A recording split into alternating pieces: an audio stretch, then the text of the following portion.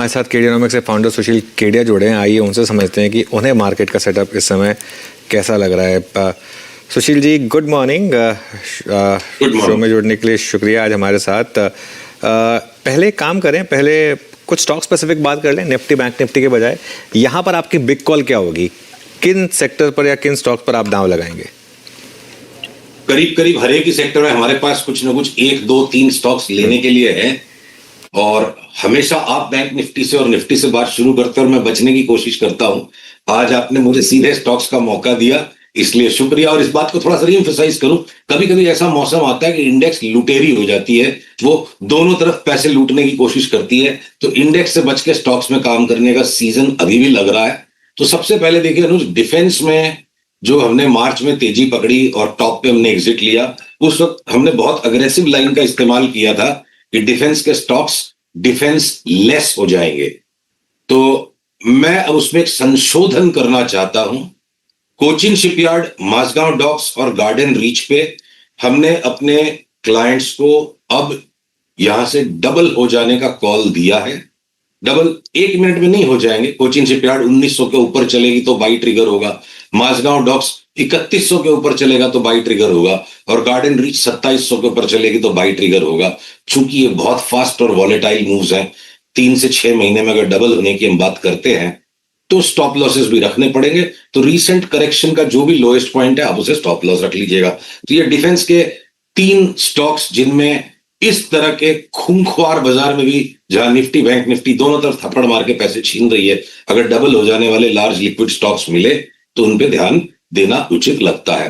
फिर अगर मैं आऊं नेक्स्ट आईटी पे, जो चारों तरफ कंसेंसस मचा हुआ है कि आईटी परफॉर्म ही नहीं करेगा, वो सब क्या है ना, कन्फर्मिस्ट क्राउड है। ये जो रनिंग न्यूज है, रनिंग एटमॉस्फेयर को कंफर्म करना एक सेफ ओपिनियन मेकिंग है। सेफ ओपिनियन से पैसे नहीं बनते हैं। रिस्क एस्ट्यूट ओपिनियंस को, पैसे को, कैपिटल को दांव पे लगाना पड़ेगा। बहुत सीरियस पैटर्न्स आ चुके हैं। अगर स्क्रीन पे ये चार्ट को पीसीआर दिखाने का मेरा अनुरोध अगर मान ले, टेक महिंद्रा और एचसीएल टेक, अब इनमें एक लॉन्गर टर्म बुल घुस चुका है अंदर। और अगर आज ये स्क्रीन पे जो टेक महिंद्रा की चार्ट में आपको दिखा रहा हूं, अभी 1566 का भाव है। हमारी प्रोजेक्शन 2026 के फर्स्ट क्वार्टर तक तो 2800, 2900, 3000 तक भी जाती है। तो अगला पड़ाव भी अगर 50% ऊपर का है, और एचसीएल टेक भी जो इसके बगल में चार्ट है, अगला पड़ाव इसमें 2150, 2200 का है। तो आप विप्रो और टीसीएस से ऑब्सेस्ड होके बैठे रहोगे तो काम नहीं होगा। चाहे वो एलटीआईएम, एलटीटीएस, एम्फेसिस, बीएफएल, इन स्टॉक्स पे जो हमने मोटी तेजी पकड़ी हुई है, और उस पर और भी हम सौदे को एक्सपैंड करेंगे, तो साथ में ये 2 भी जुड़ गए। इन्फोसिस थोड़ा हेजिटेंट रहेगा, टीसीएस डाउटफुल है, विप्रो का पता नहीं क्या हो रहा है। बट ब्रॉडली अगर मैं सीएनएक्स आईटी इंडेक्स को प्लॉट करूं तो, और अगर आप मेरे कोई सवाल पूछोगे बचे हुए 6 महीने में इस साल के कौन सा सेक्टर सबसे ज्यादा आउट परफॉर्म करेगा, तो मुझे लगता है वो आईटी के स्टॉक्स करेंगे। कंप्लीटली अंडर क्राउडेड ट्रेड है। ठीक है, अंडर क्राउडेड नहीं, मैं उस पर भी आता हूँ कि एक सेकंड, जो आपने डिफेंस स्टॉक्स बोला, आपने क्या बोला? डबल हो जाएंगे इसी साल, मतलब अगले कुछ महीने में? एफ&ओ के स्टॉक्स हैं, बड़े स्टॉक्स हैं। हाँ, तो डिफेंस के स्टॉक्स इसी तरह चलते हैं। मार्च से लेकर अभी तक जो ऊपर तक आया था भाव, उसमें भी 3 महीने में खूंखार रिटर्न दे दी। और अब उसी का अगर एक और रेप्लिका करंट लेवल से प्ले कर जाए तो वापस यहां से कोई तीनों शिप बिल्डिंग, पूरे के पूरे डिफेंस की मैं बात नहीं कर रहा हूं, इन 3 में सिग्नल लग रहा है।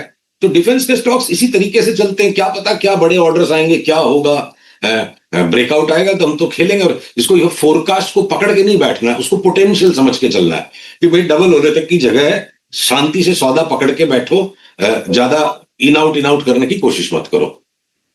ट्रेडिंग नहीं करेंगे आप इस पे? थोड़ा सा मतलब लंबा टाइम का व्यू लेके चलने की बात हो रही है, मतलब थोड़ा सा पोजिशनल व्यू की बात होगी इस पर।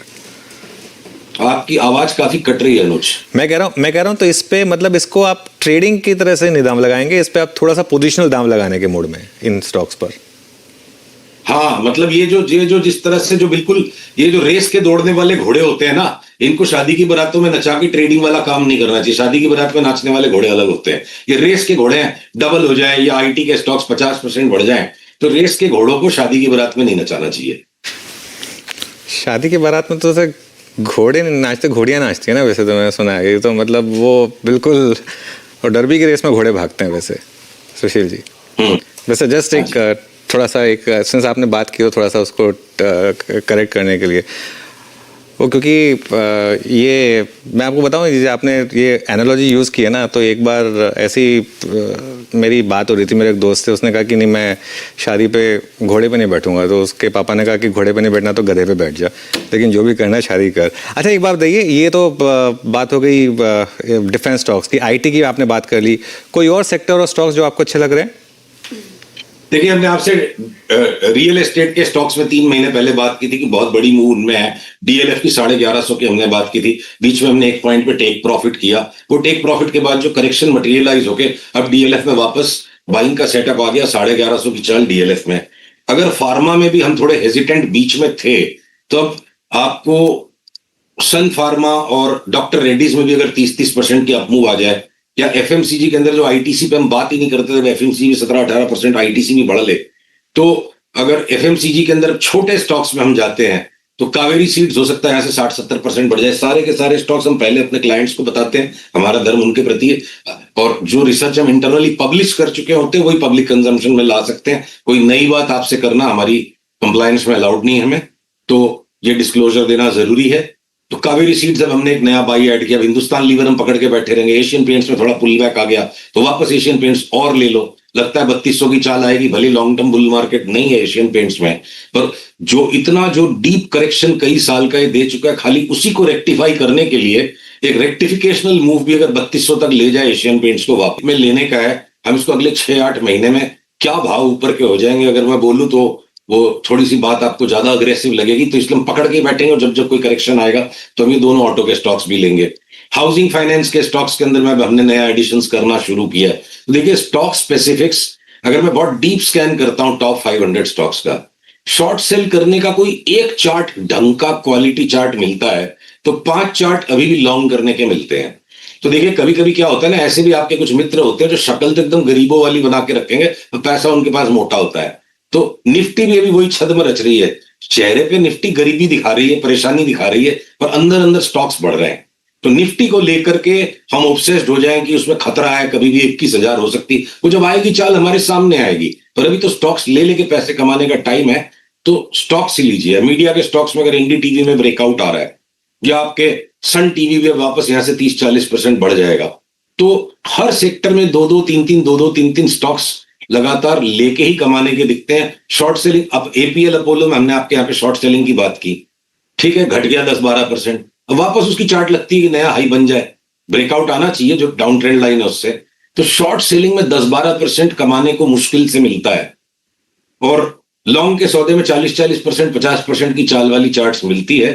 तो इंडेक्स को थोड़ी देर के लिए नजरअंदाज करके इंडिविजुअल स्टॉक्स को ही ढूंढ ढूंढ के और बड़ी बड़ी चाल में छोटा एक्सपोजर लें, रातों रात पैसा कमाने की कोशिश ना करें, तो बाजार में अभी भी लॉन्ग साइड में पैसा ज्यादा दिखता है मुझे। ओके, बाजार में भी लॉन्ग साइड में ज़्यादा पैसा दिखता है आपको। वैसे सुशील जी मेरा कोई दोस्त ऐसा नहीं है जो मतलब शक्ल गरीबों वाली दिखाए और अमीर हो, जो शक्ल में दिखता है सब ज़्यादातर वही है।